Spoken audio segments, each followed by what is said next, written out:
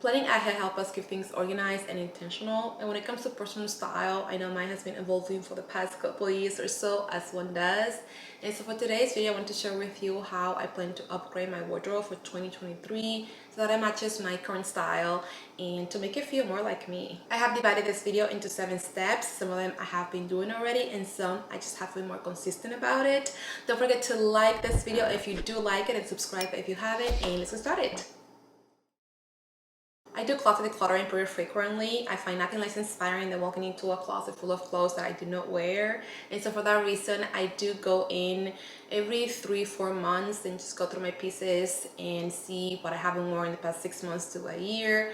I do live in a 4-season climate, and so if I haven't worn something in a year, that doesn't mean that I no longer want it. It can mean that it has been cold for a long time, or the other way around, it has been warm for a long time. And so instead of discarding right away and selling it, donating, or whatever it is that you do when you don't want to clothes, what I do is I put it in a bin and put it in a different closet. And then once or twice a year, I go through those bins and make sure that I still want to keep those items, and if I don't, then I decide if I'm gonna donate it, sell it, or give it to a family member. Most people, especially women's body, fluctuates so much that if a pair of denims is fitting me too tight or too loose, I don't want to rush and discard it because my body can go back to that. We also go through phases and life changes. I went from working from home for 2.5 years to now working outside of the house. I do have a business casual dress code, which is already part of my everyday lifestyle, but I did have to add a couple of pieces to adapt to my new lifestyle. I also like to differentiate my wardrobe that is to go to work and the one that is not to go to work, just because of that mental state. I like to get up in the morning, get dressed, and go to work and do what it is that I am expected to do. And then when I come home from work, then I'm no longer at work and I don't want anything to do with those clothes that I wore to work, and just change to something that is still my style, but it's more relaxed and cash, I guess. I do have quite a bit of videos that show my closet decluttering process, and so if you're interested, I'll link them over here. Once I'm done getting things out of my closet that I no longer need or want and put them in a different pile and move into a different room, it is now time to organize my closet, which is my favorite part. I do find joy in organizing and making things look pretty. I won't go into too many details because, again, I just filmed a video where I walk you through how I organize my brand new closet or new rental, and so I'll link it over here. Things like color coordinating my clothes or dividing them into different categories, having those wicker baskets or whatever baskets you like to have and put those little things in there, are things that helps me keep me organized and not walking into a closet that is a mess. I wake up at 5 every morning, Monday through Fridays, and I am not a morning person. And so walking half asleep into a messy closet is just not ideal for me. Putting something together real quick in a rush, getting to work, realizing that I did not do my best job in putting my outfit together, and so having not the greatest day because not feeling good in what you're wearing, at least for me, it just throws off my day and it just not feel the greatest. And so having a nice and organized wardrobe where I know where everything is and I like everything that's in there just makes life so much easier. Within the same topic, something that I do a lot is look for inspiration. And for me, I like to use Pinterest for that, but you can use something like magazines or Instagram. But my go-to is Pinterest. I've been using it for years now and it just works for me. Most days I do feel like I can put an outfit together myself, but a lot of times I just walk into my closet and I know that I have plenty to wear, but I'm stuck and I just cannot for the life of me put an outfit together. I usually type the event that I'm going to, whether that is a date night or a concert or to a cafe, and then I'll do outfit ideas. Or if I have a specific piece like a sweater or a pair of denims, then I type how to style a pair of blue denims. I find Pinterest extremely helpful. I not only use it to get ideas, but also to put some of my own in there. But again, I've been utilizing it for years and I plan to utilizing it for years to come, because it's always nice to have something to go to when you have no idea what you want to wear or how to put together some pieces that you already own in your wardrobe.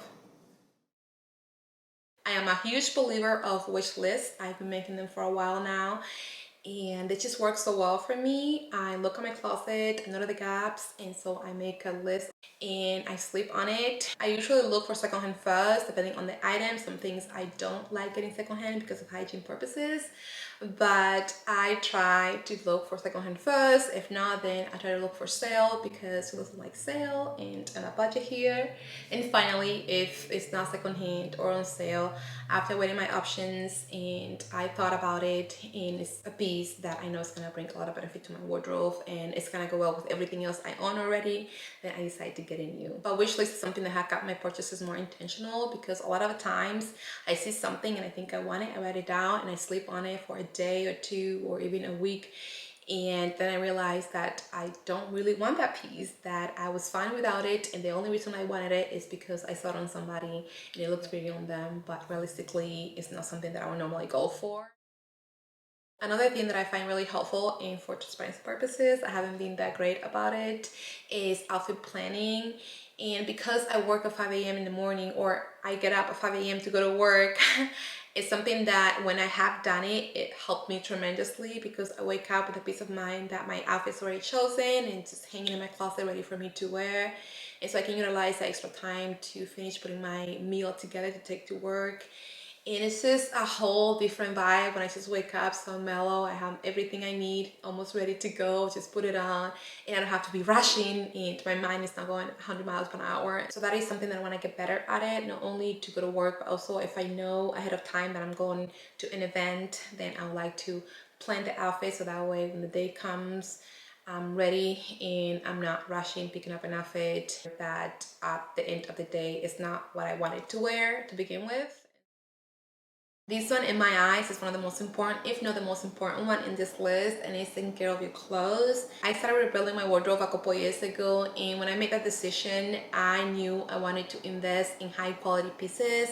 And a lot of times that comes with a price tag, and so because of it, I wanted to take care of my clothes so they can last me for years to come. So one way I can do that is by reading the label and following the instructions. So if it's a dry clean only, then I'm not gonna try to wash it myself unless it's just a spot, which is something that I do. I also like to steam my clothes, even if they're not wrinkly, but if I wear it for a little bit and then I don't wanna wash it, then that's the way you can clean your clothes. When I bring a new piece in, unless it's second hand, then I make sure that I wash it in the machine or take it to a dry cleaner. But if it's not secondhand, if it just comes out of the store, then I also like to steam it just to get rid of any bacteria or whatever it is that they may come with. I am mindful of the way I put them in my closet, whether I'm gonna fold them or hang them.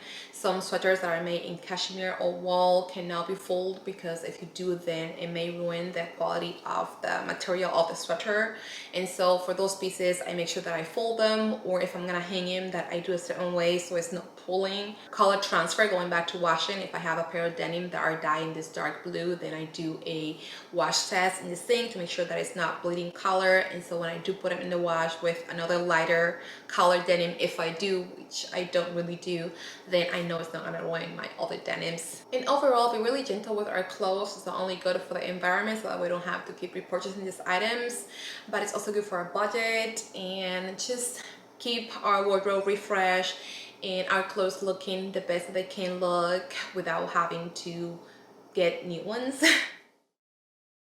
And last but not least, wear what feels true to you. I know that there is a lot of dressing guidelines. If you're this short, if you're this tall, if you are this and your torso and all that. And for the most part, I do follow that because I do like looking a certain way and playing around with proportions. But if that's something that you don't want to follow, then you don't have to follow. One example I can think about is that growing up, I always thought that you had to wear heels in order to look more elevated, elegant, or put together. And I no longer think that's the case. I think you can put an outfit together without wearing heels and make it look elegant. And so I do, of course, still wear heels because I do love my heels, but they're not part of my daily lifestyle because I do have a broken ankle. And so I have to really mindful of what type of heels I bring into my wardrobe.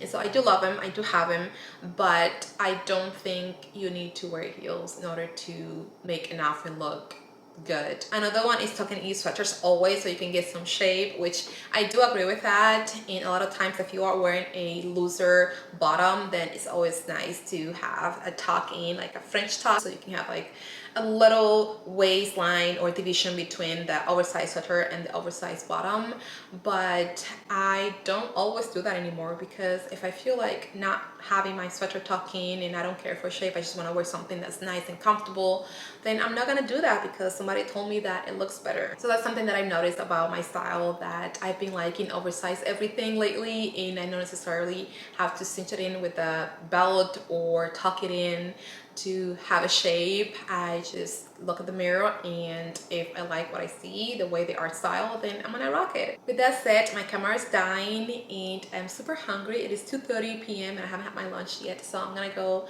and warm up some food that I cooked a couple days ago for the week. And so today I'm staying home. I didn't go to work, so I decided to film this video, and now I am starving, so I'm gonna go and have my rice, chicken, and okra. That's what I'm having for lunch, and hopefully avocado. I love avocados. So I hope that you like this video. If you did, please give it a thumbs up, as it does help support my small channel. I am slowly growing and getting to the 1,000, so help me gain my 1,000 this year, and I hope to see you in the next one. Bye.